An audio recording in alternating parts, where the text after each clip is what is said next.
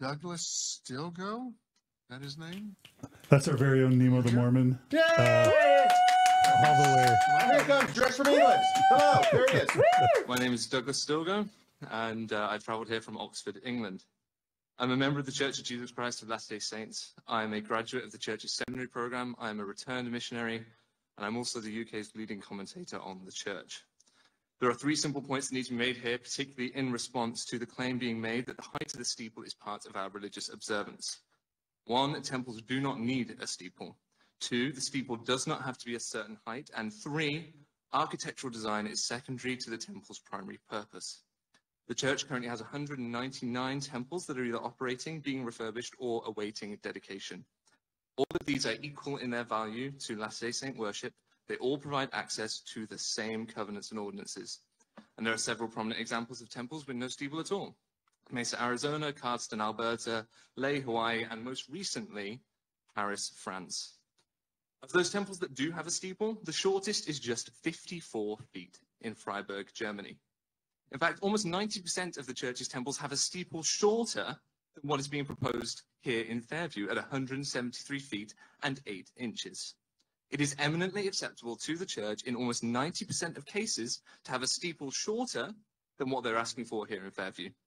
The shortest temple the Church has ever built is the Paris, France temple at just 42 feet tall with no spire, no steeple.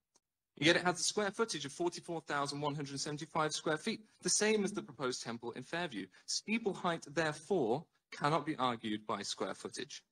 And speaking of the Paris, France temple, presiding bishop of the Church, Gérard Corset, said, "There are a number of constraints that we have, the code that we have to respect.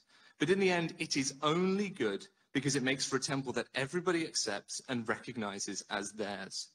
The presiding bishop of the LDS Church publicly declared that respect for planning code and constraints is a good thing because it makes for a temple that everybody accepts and recognizes as their own.